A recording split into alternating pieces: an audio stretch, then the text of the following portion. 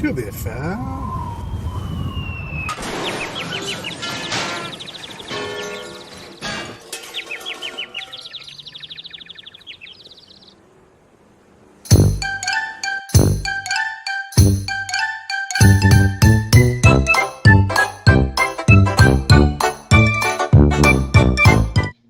Hello! Good news, everyone! We've got stuff and things to talk about today. We've got Warhammer community stuff. We've got people playing crazy armies. We've got things happening in the future. We've got a busy tournament schedule coming up. At least I have a busy tournament schedule coming up. I shouldn't say everybody, but I've got so many events.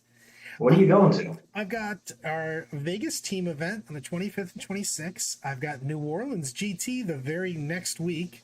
Then I've got the Michigan GT the week after that. And then I take a week off, and then I go into Canada to play in the Snotling Deathmatch Kung Fu Master event. I actually don't know the name of it, and I make one up every time I talk about it. But I'm excited. I'm going up to Toronto. I'm staying at Rich Hughes' house. Gonna hang out. All of us are gonna scary, myself, him. We're gonna all go out and eat too much food and play a lot of 40K. So I think I heard you right there that you said you were playing in a team event. No. Who are you playing? Team event for September. With you is the team event. Yeah. Who are you playing with here, Brad? Because I don't think people know yet. I picked some guys up, on the side. They're all right. I think we've got a decent chance. We've done pretty good this year. But we're playing in the September Las Vegas team extravaganza. Mr. Richard Siegler, Mr. John Lennon, the Boy King, John Lennon, the Brown Magic, Nick Nadavati, Mr. Harpster, who I just had on a minute ago, and myself, who apparently has to change my list because even though it's been doing super well for the entirety of the year. The Boy King said it was trash. He said it was trash, and, he just rules. He rules the day, Brad. You're going to have to accept that. The Boy King rules the day. Apparently taking all the good Drukhari units is still trash. So get good. So get good, please. I've been doing really well with just taking all the good units. I feel like that's a thing that should work for me. And also, all the good, really fast units feel like it should be something that actually works for me. But, you never Too much speed. Way too much speed. I wouldn't have been able to do anything to, Manny's traffic jam army, so who knows? Well, there's some interesting things with the team event. They had said basically, they announced it, that the team event would run by whichever team got to 3 wins, 5-person teams, would end up winning the round. However, recently they went up and put a poll to see if people were more in favor of scoring differential, by which every single game matters, even if it's a loss. As long as you keep a game close, that could be almost as good as a win for your team, because in that case you can very easily win a round by a small margin of points, or even draw a round that you otherwise would have lost. So I voted for the differential. I know John and Nick have also voted the same way. So hopefully people can go out there, click on the Frontline Gaming website, and head over to their Las Vegas team tournament post, which was made in the last couple of days. And towards the bottom, you can fill out a form as long as you're going, and let them know what you think. I honestly think differential is just so much more rewarding. It means every single game matters. Every single point in each battle round matters. And it gives those people who get put into a tough matchup reason to keep that thing close as possible. And there's a real skill in that. The thing is it not only skill, it does skill in pairings. It puts another complexity into the game, but it also makes it so that if you're taking the really hard matchups, your game counts. You holding an army that should beat you very close means something for the whole team. So everybody's score, that's the whole thing about teams. Everybody's score counts. If you get, we'll say just 20-point differential, because that's what a lot of team tournaments are used to from, WT, ETC, ATC type stuff. But if you're the guy that's, holding your opponent to a 15-5, kind of thing, you're maybe only 30-point differential in a game that they're supposed to get blown out. You're like the hero. If you're not doing differential, you're just the guy that lost a bunch of games. And it feels terrible. Being the hero, taking the good, the bad matchup and scoring more points than you should have feels great. Losing a bunch of games for absolutely nothing is like, maybe I shouldn't play 40K anymore. Maybe I should just go play Shoots and Ladders. This doesn't feel super awesome. So I'm huge. I love, my thing is that I've always been a huge proponent of team events. I'm a My favorite Me events are too. team events because it makes you work with your teammates. You can play different style of lists because a lot of times you can't bring something because it loses to X.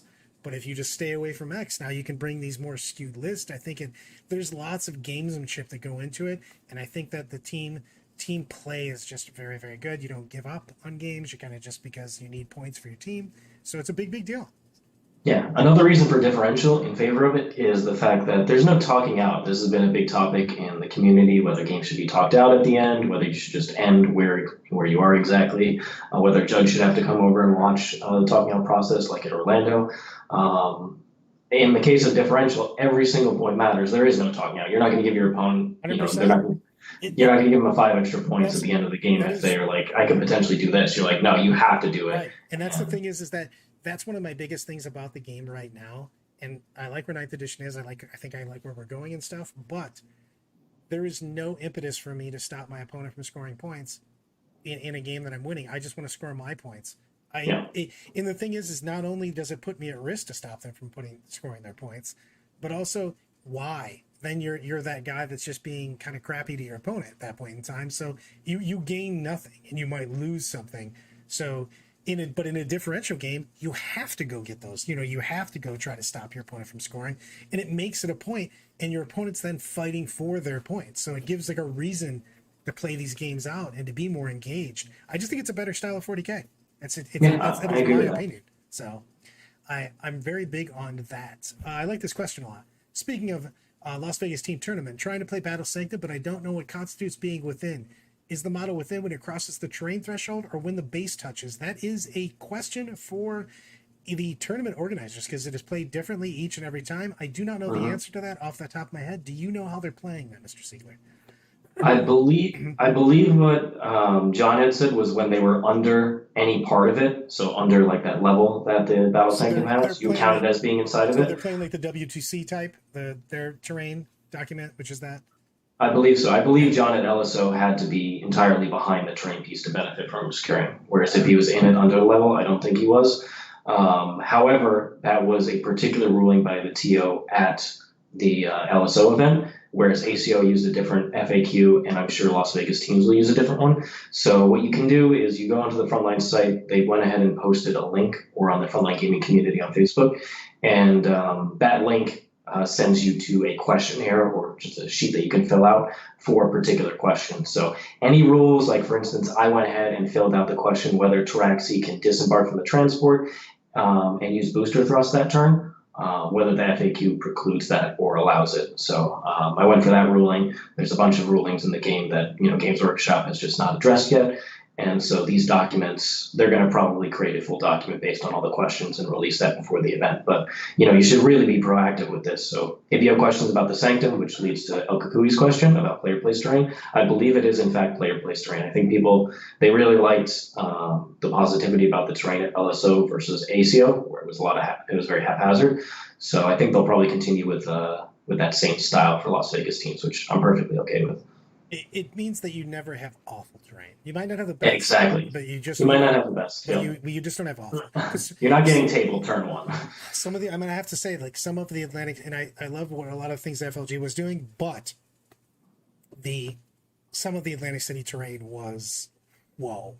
I had 2 games where I did it. I literally deployed on the line because there was zero place for me to hide a model. There was nothing to do. I just stood there. So I played against Rob Triplett, round 1, really good Space Wolves player, and we played on the, I forget what they call it, it's like the Frontiers terrain or something, but anyway, it has like 2 small fortifications, 2 L-shaped ruins in the middle, and then it had the craters and the 2 large hills. But in your deployment zone, there was no terrain. There was the large hills, but it was hammer and anvil deployment, and they were straight. Yeah, they were straight, up and down. Yeah, exactly. Nothing was hiding, and then the 2 small ruins, they weren't tall enough to benefit from obscuring. And so I asked him, do you want to play this as obscuring or not? And he was totally down. He was running like 2 Redemptors, 2 Contemptors, like all the Space Wolf shooting with some melee, and I was running Tau. So I just asked the question. He was like, yeah, let's do it obscuring. And then when I won the roll to go first, it wasn't as punishing as it could have been because I couldn't just pick up all these models. So it actually evolved into an actual game. It's just, and then that's the thing though, that but you have to, and I don't even say just good. You have to have adequate amounts of 40K. You have to have adequate amounts of terrain. Obscuring terrain. Obscuring terrain in 9th edition 40K. The game is very lethal, and you don't want to make it so that there is no skill involved in the game. You want to feel, even if it's a bad matchup for you, you want to feel that your ability to do things counts. And if you're on an open board, your generalmanship means absolutely nothing. If you just went second, okay, well, I got killed because I could not hide. You're like, well, that's stupid. You know what I mean? That doesn't mean that you're a good player or a bad player. It just means that you just had nothing to do. So I really think that we're going more and more towards these boards that are just better. I mean, yeah, that's why I love the Games Workshop terrain. Every game played out into turns 3, 4, and 5. You know, it was actual interactivity between the players. And it came down to player decisions rather than, oops, I was just able to get a really great angle and pick up more than I should have. Right. And it's just, and the thing is that the math's on it. I mean, just like you and I are playing, you go first and you just see me and you're like, well, I killed 30% of your army. Well, when I come back with 70% of my army, weirdly enough, it's not going to kill as much as you did. And then so on and so forth. And weirdly enough, you don't win that game. Like, so it's just stupid. Oh, dude, you know what? You're already making me go there. I just went there with Meta Monday. But, and David goes, on that point, thoughts on 18 buggies? I don't understand how he just didn't get move blocked into another dimension. Manny's a great player, and he's notoriously sells his soul to roll amazing, no matter what dice. He could find dice with gum on them on the floor, clean it off, and still roll 6s. But he's a good player that rolls really well, but I just don't understand how he didn't get move block. Jack and I literally talked about this for like a half hour because my mind just refused to acknowledge, because his literal footprint is the entire deployment zone. So, like, literally, if you take Dark Elder jet bikes, Tau Remoras, pre-game move, your entire AdMech army, you know what I mean? Just deploy and put him into his deployment zone. I don't know. Also, I don't see how dense terrain doesn't make that army just have a terrible time, only hitting 5s and 6s. That's why I think it was a particular event decision by him, because it didn't seem like, based on the pictures that I saw, it wasn't there. David was there, he can confirm. It didn't look like there was a lot of dense terrain there. It looked like it was mostly ruins and not a lot of ruins. So there were actually quite large lanes for him to move multiple buggies up through the middle of the table. So if there is dense terrain and you've got the main gun hitting on 5s, the other one hitting on 6s, if you get close enough, I just feel like that's not going to cut it. But without dense terrain, yeah, I think you can actually play a list that's as skew as that. Now, there are tough counters to that, like Custodes. What does that list do against Custodes? Major struggle bus. Everything, all the dreadnoughts are -1 damage. Even think about the flyer spam and stuff like that. The flyer spam too. Yeah, 6 AdMech flyers show up. Whoops. Yeah. I probably don't do no because they're going to pop +1 save turn 1. And they're just going to tank it. That's where you probably spend the extra points for -1 damage. Yeah, and the thing is he's hitting on 5s or 6s at that point in time. Scrap jets are 6s, the buggies would be 5s if it's -1 a hit. So it's hardcore on that. Also, it's not the American meta on that. That would be the UK meta for that particular buggy thing. I took just a couple too many buggies, and Siegs made me pay horribly, and I had to dig out of a giant hole to come back. When you just had Remoras just went, I see you've got a lot of cavalry over there. Be a shame if they were stuck in your deployments for 2 That's turns. a bummer. He basically flew up and handed me the envelope that said that it just had a tear running down his eyes. Like, that's so sad that you can't go anywhere. So yeah, I don't know. But man, he does go. I mean, if you go first, you have somewhere to push out to. But man, going to a major with that is just the big cojones on that. Just going, I'm going to be able to push. You know what I mean? Otherwise, you just go, hey, I just put 2 units in the 2 choke points. Sorry. So to answer your question, Manny hypes himself up as somebody who rolls really well. He tells stories all about, a single wyvern picking up, like a whole boy squad, something like that. I don't know the exact stories myself. I've never played against Manny, but he has a really fun personality, and there's Manny dice and all sorts of stuff. Now, in this house, there's Siege dice too, Yeah. but I can confirm that I roll completely normal all the time. Everybody There's no does. exceptions. Nick is looking at me strange, but that's okay. He just has to accept it. 5-ups are a natural thing. They happen frequently. and I think Manny rolls well when it counts, so it seems like Manny rolls much better. Right. He's just rolling a lot of dice. He Yeah, builds lists that roll a lot of efficient yeah, dice. So nine squid 100%. buggies, you're just going to get efficiency out of it because you have 9 of them. It reduces the randomness of 2d6 shots. David says he can confirm the orc output felt like 1.5 my AdMech arm. Depends on what you're honestly, if you're running Big Bricks as Skitarian, and that list is just gone with orcs as running all the squid buggies. You just can't be affording to run that many Skitari anymore. And I don't think it's necessary, like the list I ran at Orlando. It only used 1 big brick. If you are going to run multiple, I feel like you have to go for the veteran cohort and run the Vanguard so that you're not impacted by it. Right, But by blast all the time, because then you yeah, instead of taking 12 to the face, you're only taking 7 to the face, typically. but I love AdMech as an MSU army where tools all over the place. But I could see if your meta was just Manny and Drukhari Just players, Manny. Manny and Drukhari players, you could run the 6 flyers and do really well. The 3 Stratoraptors, 3 bombers. Yeah, I just don't know the buggies. I'm not gonna lie, I don't understand that list. So I get the volume, but in the end, the movement just is gonna win games on that. So I don't know. Yeah, against a really fast melee army, it could be tough if you get move locked in. Like 2x5 commandos is not going to prevent you from getting move locked He in. just had the one, I think. No, he had one. He had a storm Maybe, boy. He maybe. had one storm boy, one No, I think he commando. had 2 commandos, 1 storm boy. It might have been the reverse, but he definitely had 3 infantry Either way, units. you still got one side that you're gonna put your infiltrators on, or what your Exactly. Infiltrating is just so common in the top armies right now. yeah. But orcs are not the only thing to win in that WG Open.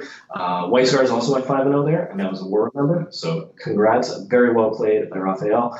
And Nice went 4-1, Drukhari 4-1, Deathwatch 4-1.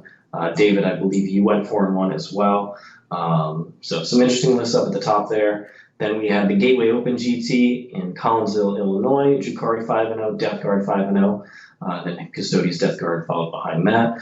The last of the summer Winehammer was Sisters 5-0, Drukhari 5-0, and then some Aldari Drukhari as well. We've got a lot of mix. I like. We were talking about this in Meta Yeah. Monday. I really, really like that you're seeing so many different factions in the top right now. I just think, and it also makes it. You're seeing a lot of Drukhari because it was not the other 2 events were 5-0 Drukhari, 5-0 Drukhari, 4-1 Drukhari. The thing is that Drukhari, good army, but the thing is that a lot of these armies have a lot of things that come together. They have a lot of either just fast moving units or units that can either pregame move or start a lot of their army pushing up. Just movement is just such a big thing you see in all these armies that are winning. So you just. I've been saying it for a while. Drukhari are still the best army in the game. They play the mission better. They play better on heavier terrain, which is where the meta is going overall in different events. But whether it's player placed or the GW Orlando style or WTC, Drukhari just play it supremely well. So it'll be really interesting to see how the meta develops. But it looks like Drukhari are going to just continue with their absolute terror of winning events, plus having the highest win rate. AdMech this weekend dropped down to 55%. So they've been dropping. They started at 68% like 3 weeks ago, and now at 55%. So most of that being post FAQ. So it's actually having a reasonable impact. And I think Orcs is also a big factor there because squid buggies are pretty darn brutal if you're not running the veteran cohort. 100% into that army. So where does your head state right now when you're thinking, I put Jack on the list for this. What would you say are the top 5 armies and in today 40K today? See how I put that out there? But and I'm going to preface that with, does that change also if you have different terrain? Like the terrain that Manny was just running was fairly light boards with a couple of things on. Basically give me your top 5 on minimal terrain and your top 5 on GW/FLG boards. Yeah, on the GW terrain, I really like, obviously, Sisters are amazing on it. MSU AdMech, the style that I ran, is obviously very strong on it. Melee Marines on dense terrain are still great. White Scars, Black Templars, and if you're Jack Harpster, Blood Angels. Drukhari, amazing. And then for the 4th one, we guys still haven't seen a ton of orcs, but I'd have to give it to them just based on the last 2 weeks, 2-3 weeks. We've seen enough, not only winning events, but also being 4-1 or 5-0 and not winning, that you have to put them up there. They've been playing, not even spamming squid buggies. You know, most lists only have a couple squid buggies. They just have tons and tons of bodies all over the place. A lot of it offset with death skulls, and blood axe is just such an amazing trait for their tech choices to be able to fall back and shoot. So advance and charge army wide for those that turn, just amazing to have access to as well. So I think orcs do have the tools to be one of the top armies, and we're starting to see that, and I think we're going to continue seeing it. My only concern about orcs is if there's heavy dense terrain and you lean towards the heavy dense cover on boards. So like Games Workshop boards have 4 pieces of dense cover. That's enough to hide your key elements when you need to prevent them from being hit effectively. So that'd be my one worry about orcs, especially if they go for the shooting variants, which seems to be the most popular way, whether squid buggies or freebooter style with the dagger jets, etc. So that would be, if that's a concern, maybe we could see something like Grey Knights or Thousand Sons coming up there. We haven't seen enough of those armies because the book only just came out, but both of them seem to have a lot of tools. Tons of mortal wounds all over the place, and a lot of armies aren't geared up right now to deal with that. So some of the elite armies that have been doing well, like Space Marines or Custodes, they might take a step back if this mortal wound meta becomes a thing. So I'm looking forward to seeing what happens in the next like 2 or 3 weeks before Las Vegas teams to see if Grey Knights and Thousand Sons really start to make their mark. That's on Gaz. But I've been playing a lot of orc games. My problem is I'm allergic to models that cost basically more than 100 points typically. So Gaz, while fearsome is sitting at a hefty price point, which is well outside of the bread that I start breaking out in hives. I get allergic reaction to anything that costs that much. I can see armies where he's going in, especially if you're shenanigans up, slapping like a battle wagon style and things of that nature. But he's a huge price investiture. I know Nick wanted to explore him because he wanted to build an orc list that could hit him hard in combat and also shoot hard for a turn or two. So those ideas never came to fruition yet, but I know he wrote an article for Goonhammer in which he explained those ideas, and hopefully that'll be coming out in the next week or so. So look forward to that, and hopefully he'll try it out on stream. But I feel like Gaz is probably too many points. He's just not as good as something like Morven Vault, where you can build that as a midfield anchor very reliably and safely. She's also because a bodyguard. She's got all the roles. She does everything. She's amazing in combat. Has good shooting. On top of that, can be bodyguarded, so can hold down middle objectives. Got the heroic intervention, double fight, 4 up pain against mortals. She has the entire package. 265. Yeah. Anything more than that, you're seeing like yes, you can fit into a list, but the efficiency just isn't there at the same time. So I'm a little nervous on Gaz. Makari is cool though. Makari with some garage shenanigans potential. Makari with shenanigans. He should definitely be cheaper, 100% torrent. Just like Catan. Catan should be at least 100 points cheaper. It's ridiculous. Agreed on both. Do you get the fear/faith in the orcs yet? I don't fear the orcs personally, but I've yet to play against nice big buggies, so hopefully we can throw that on the Warhammer stream and see how it goes. I know the boys want me to have to run into that. Just all the indirect fire. So maybe we'll do that as one of the Warhammer streams. Yeah. I agree on that. That could be crazy. Well, let's talk about some stuff that came out on the community page. Let's do it. We've got new flamers for the Black Templars, 15 inches, baby. Yeah. I mean, their flamers are slowly getting better. However, if you looked at this article in the morning, it was 2 damage on that flamer, and now I'm only seeing 1 damage. 1 damage. That is distinctly less good. They literally came out and said if you look in the comments on it, that was a boo-boo. They said that some snotlings, so they said some grots got into the work. And Nick got into the works? Yes. Nick got into the works and he got into the mainframe. He just wants 2 damage. So what do you think about all the stuff with Warhammer Plus? We've got they're pushing it very hard. It looks like they're going to be putting out a decent amount of content. I, however, am subscribed to 700 other things, which eats at my shenanigans budget. What do you think about this in the future? Do you think that they're going to continue to put out enough content to make it worthwhile? I feel like they are. What they've previewed so far and then what they've promised on, I feel like they are going to keep investing in this and make it a central feature of the Warhammer community experience. On top of that, we know that the Eisenhorn series is coming sometime. You have to believe that's going to be put on Warhammer Plus as well. And fingers crossed it's amazing because that is one of my favorite book series, period. So really excited to see that. As soon as it goes, they haven't really told us enough in the last couple months about any updates on it. But as soon as that's closer to being done, I will subscribe. But, Stuff like Love, Death, and Robots on Netflix. The Warhammer Plus seems to have a similar vibe where it's going to be a nice mix of different types of things, animations and whatnot. So I'm definitely down for trying it out. I did love me some And Love, they're Death, and hiring a Robots. lot of like talented people to do it. So I'm excited to take a look at it. It's just one of those things where I hope that it continues to put out good stuff. You know what I mean? Because I definitely like that type of format yeah, of output. I would love to watch that. I think the 40K universe also has just an unlimited amount of storytelling. I mean, you can. hmm I mean, it literally has unlimited amount of worlds, and you've got different races. You've got all the different factions that come out. There's so much stuff in there. I'm very much looking forward to this, and I hope it turns out great. Yeah, fingers crossed. I'm ready to go. yeah. Anybody who's watched Hammer and Bolter, so John Lennon, Scary, they've all said it was really funny throughout and enjoyed it. So I'm looking forward to checking it out after this. What'd you think about the Praetors, the Ultramarines Legion Praetors? I actually think that they're cool models. They are cool models, but at the same time, they are cool models for a game that doesn't exist in my mind. Yeah, but So you can use them. I mean, you can yeah, use you, them. you can use them for all sorts of stuff. I mean, right now I'm literally buying almost only AOS stuff because I think that their models are cooler and just putting. I say I'm converting them. I'm having my buddy I, Kramer do them. I'm just not the biggest fan of Horus Heresy in general. It's like Marines on Marines on Marines. There's some Custodies there. The Custodies are cool, but I actually Xenos are my favorite part of 40 of just having them in the 40K universe. I like the Imperium versus Xenos, so not having them in Horus Heresy is kind of boring to me. Now, here's the question for you to go into your guesswork. What are those last two books that are coming out this year in 2021? If you're putting money down, Siegs is going up to the Vegas betting I have line no right idea. now. You have to slam down that money.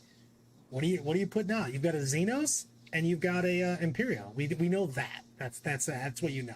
If you're putting your Vegas money, you go into Caesars, you're putting your money on what the new codexes are going to be. What do you got? I have no idea. I feel like if they didn't reveal Black Templars, I would have said it was something Space Marines. But because they revealed Black Templars for November, for the Imperium, I'm going to guess Custodies. The rumors have been around the interwebs saying Custodies. I feel like that's a pretty reasonable pick because Custodies is a relatively low army. They could use having just a model or two extra in their roster, and that'll give them a significant boost just simply because they have so few data sheets overall in the Codex. And You don't want to segue with Custodes on that. I always felt that the Custodes haven't gotten their due. That's an army that has some serious fluff on them. yeah, they have an entire Forge World line that's actually core to how you run the army. So I just want them to get data sheets that are in the actual Codex that are 100%. really supported. I just think that that's an army that has a lot of storyline behind it that doesn't really get its due as far as what's on the board. They should play more like individual heroes. Like, think of Space Wolf characters with the sagas and doing cool stuff, and you get bonuses for doing them. That should be what Custodians are like, where it's mostly like small squads, if not single individual models, running around doing heroic deeds. It's like legendary guys cruising around. Exactly. I don't like the big squads. So, big squad of Custodians, come on. On that, the Suave Lion. Got to be guard right with their new models and all that. It could be guard. It's Imperium. We haven't had a guard codex. It could be guard. I feel like guard need more than that. But if it was like a Deathcore Creek supplement, then I wouldn't be surprised. I would not be surprised. For the Emperor's sake, yes, we need plastic kits for Custodes. My God. Please. Yeah. The fact that the Contemptor and the Land Raider make up, like 20% of the Codex is ridiculous. They just need more. And the thing is that I would love to see the line pushed out for more special characters, though. If you look into the lore, they've got these just epic heroes and stuff like that. You should do that. I do like the idea of a saga style mechanic in there. It would be really nice to have. Your heroes have to do something. Yeah, I feel like their squad should be like 1 to 3, but every single model is just absolute tank of a model and gets bonuses based on what kind of things it achieves. Yeah, I like their. I mean, their lore is fantastic. They don't even have a black carapace for their power armor. They're just bad dudes that just interact with things. Adamantium. They are steely. I'm nervous for Custodians because they have amazing stratagems, and most of the books have taken away the good stuff and put in new stuff that isn't quite as powerful. They're very, very. I am nervous for -1 strength and no rerolls are pretty much what keeps that Custodes army on the board right now. And Tanglefoot. Tanglefoot's huge. I'm nervous about losing those things. In a row. But Trajan needs to be like flat 3 damage, if not flat 4 damage. That's how I'm much not the gonna boss lie. is. If It's ridiculous. all of the random D3s and D6 damage should go away. D6. You know what? I'm gonna go farther. D6 shots, D6 damage or D3 damage. One, it's super inconsistent and lame, but it takes more time in the game when you have to roll extra random dice for no reason. Give it flat 2. Give it through the 3 plus D3, whatever. But make it so that you know what you have consistency in your damage, and also it just speeds up the game. Yeah. Uh, Siegler's too loud. I can fix that. Maybe that's from last time where you had to overcorrect to bring Yep. me up. You could drop me down a bit. Yep, I'm dropping Thanks you for the down. feedback, Agent. Thank you much. Slash Sisters of Silence. Yeah, it'd be nice if they got Sisters of Silence or just some. They don't have servers. What do they have? What are they called? The custodians have like people who follow them around. Oh yeah. Why can I not think now? It's like special servers. Yeah. I forget what they're called, but those guys, that should be in the codex. Hell yeah. All of the above. I want more machines in all my books. All the more machines, no matter what, in all your books. I see something that you're going on here. So we've got that. I made a segue into something. What is your bet on Xenos, my friend? What is your bet on Xenos? Heart says Tau. Come on, give me Tau. But there's been no inklings whatsoever of Tau. They haven't appeared in any of those. Like, here's a little preview of a snippet of a model. So nothing has been Tau-esque. So I have to feel like because Tyranids are coming in Octarius, it's something Forces the Hive Mind. So I would go with Tyranids or GSC, one of those. Saying we're on the thing of, so we're going Monsters. 40K today, 40K Siegler's wish list today. What has to happen for Tau to be competitive again? Not OP, just competitive again. What are your basically your three? We'll give you 3 things that Tau need to be a competitive army, 100%. First of all, not just with Siegler, by the way. Not just for me. They need data sheets that are actually worthwhile. So by and large, the data sheets, especially for the vehicles, are just trash. I wouldn't mind seeing Ballistic Skill 3, but I also don't really care if they are a faction based around doing damage. I'd rather Tau be an army based around mobility and playing the mission supremely well with a lot of tricks. So being able to shoot and then move, that's Tau-esque. Being able to come from different directions, stuff like Wall of Mirrors, but opened up to more unit types. All that stuff, teleporting across the battlefield, a lot of stuff coming in from reserves, coming closer than otherwise would have.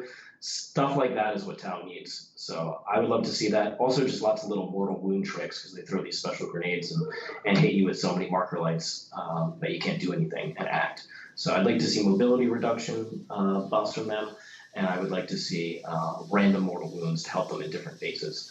So those are what I would be wishing for. Start with the data sheets and then work on increasing the mobility and the debuffs that they can put out, and hopefully redesign marker lights to do that effectively, because marker lights are pretty trash. The fact that Farsight Enclaves completely ignores them just to build around something else shows you how bad marker lights are as a design feature, especially on a PS4 platform.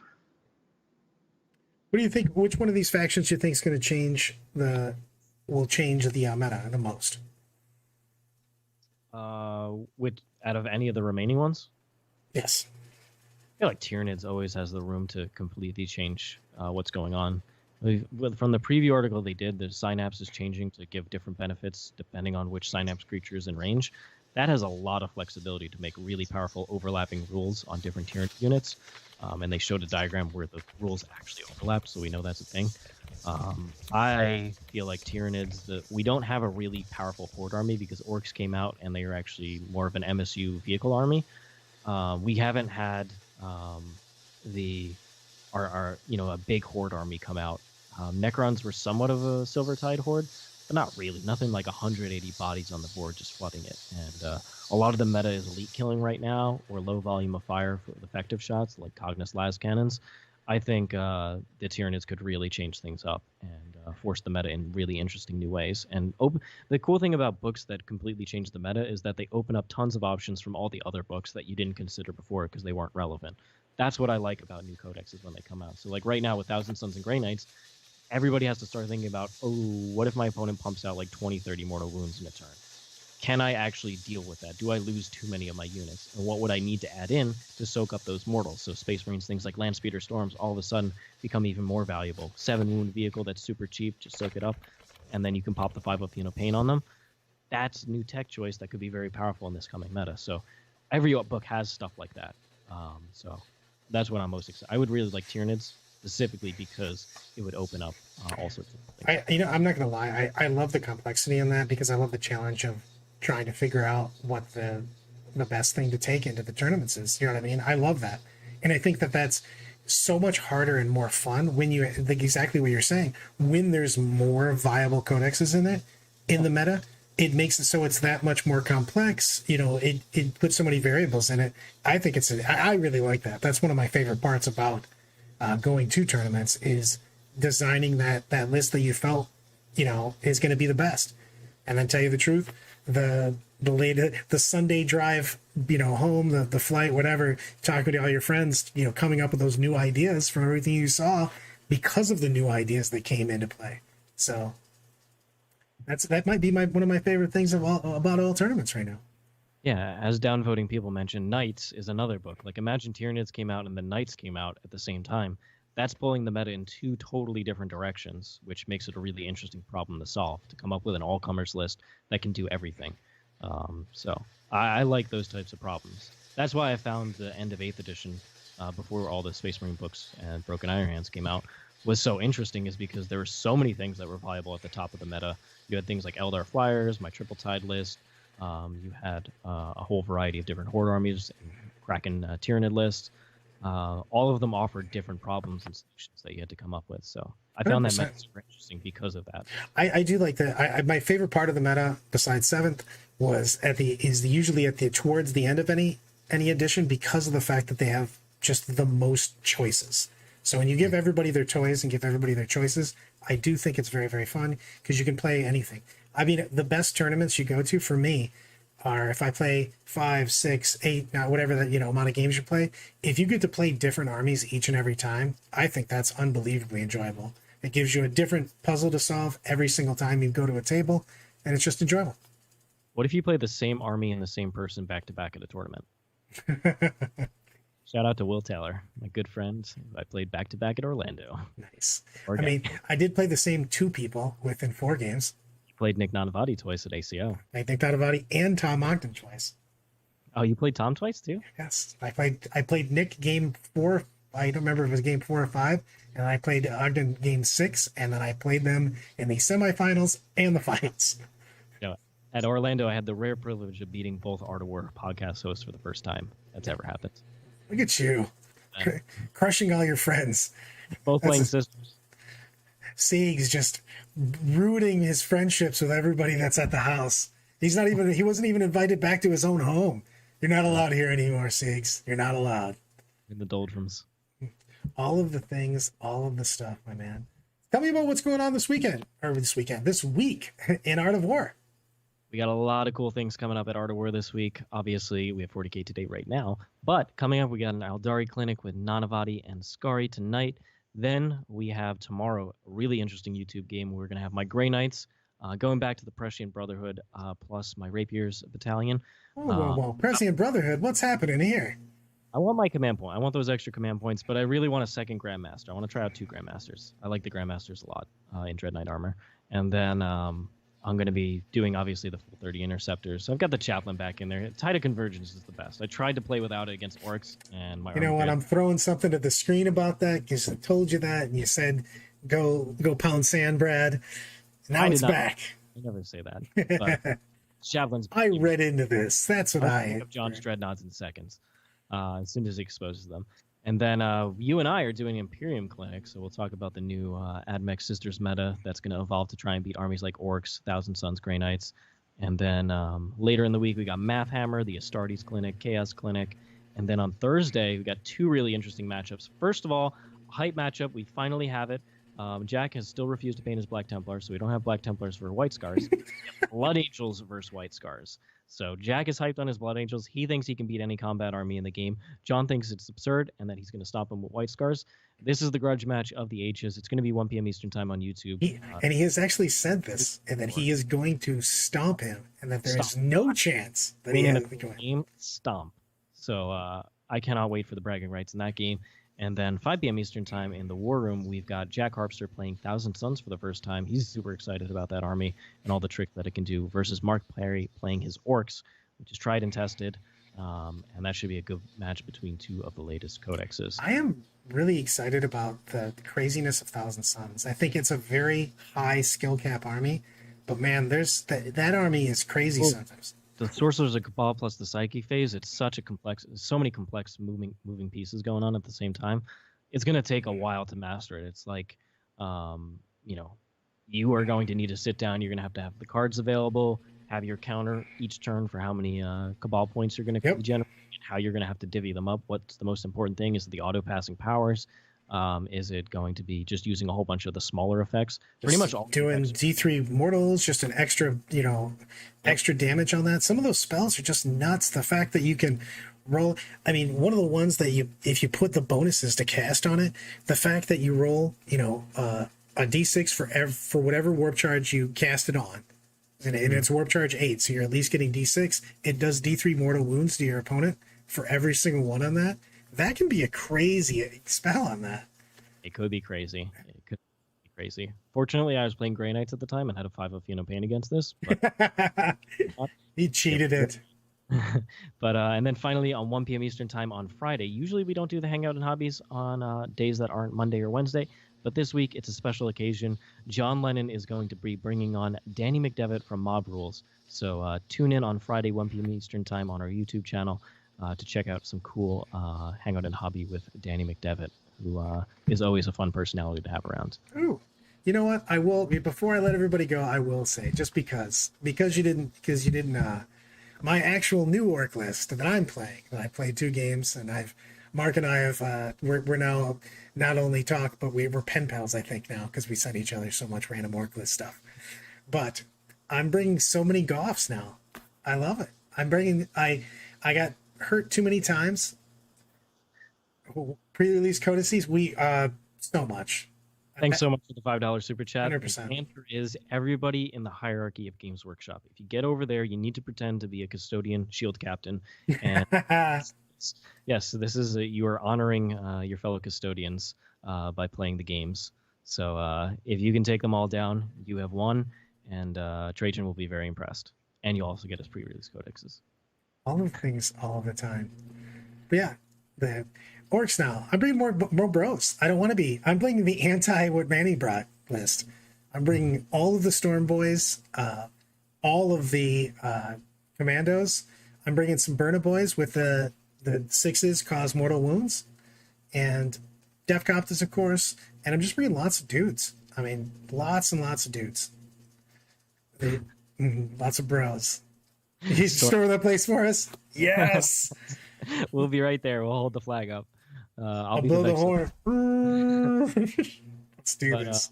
Yeah. So, how do you feel into something like Manny's list, where he just has squig buggies? And I feel pretty good. And I'm not gonna lie, because I have so many bodies, but I'm also so fast. Between the Deathcopters and I've got a bunch of stuff. These Evil Sons. I have I've got 3 units of truck boys. So I've got 2 trucks with guys inside. I've got a unit of Meganobs in there. Also, basically, I double up on one of the trucks. They have a great save. You know what I mean? So I've just got a lot of people that can hide behind walls and zoom out. And they're just really, really fast. And I think if I could just touch things, obviously, if he goes first and high rolls, again, but, you know, toe touching lots of dense terrain and stuff like that, you know, there's lots of just counters for that. And also, I've got 3 units of commandos that are also going to just try to be there immediately.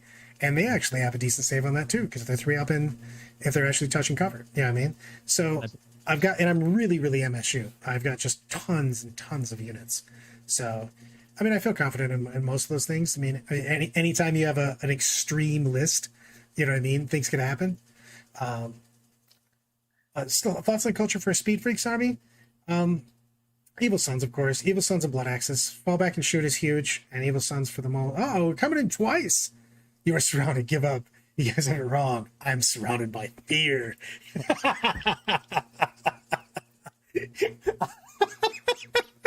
I'll show up in the armor of Castellan Crow. That model is amazing. I cannot wait to play it tomorrow. I got the white armor on him, and he's wow, a badass. Super. They did one. Games Workshop has done one good thing for us, and that's create the Castellan Crow model. All of the good things, man. I love everything. You know what? Also, letting Nick be a commentator. Yes. That was a lot of fun. Having Nick could do it's potty time. Body time. Power bottoms. all of you know what? I'm ending on that. It can't get any better. The quote from Gundam is too good. And then I'm Nick Donavati and I'm here to potty. That's all I need in my life right now. So Sieg, send us off with a quote of wisdom. And everybody, thanks for hanging out with us. Appreciate everybody hanging out with us. Some really cool stuff coming up. Like I said, the stream games this week are going to be fire. We got Nurgle stream match tomorrow, which is me playing Grey Knights into John's Emperor Spears Ultramarine Successors. And then Thursday, we've got the death match. It is the Blood Angels versus the White Scars. Jack says he's going to win and is the dominant force of melee in the stream house. John Lennon says that's absurd and that he's going to smite Jack down from a high and cut his wings off. And then... in the Warhammer game, we've got Thousand Suns versus Orcs, so 2 new books going head to head. Tons of great content this week. Hopefully you'll be joining us for that. And then finally Friday, we've got Danny McDevitt from Mob Rules talking with John Lennon, hanging out, hobbying, and we can't wait for that. So thank you everybody for joining us. Hope you'll join us throughout the week, and we appreciate you. See you next time.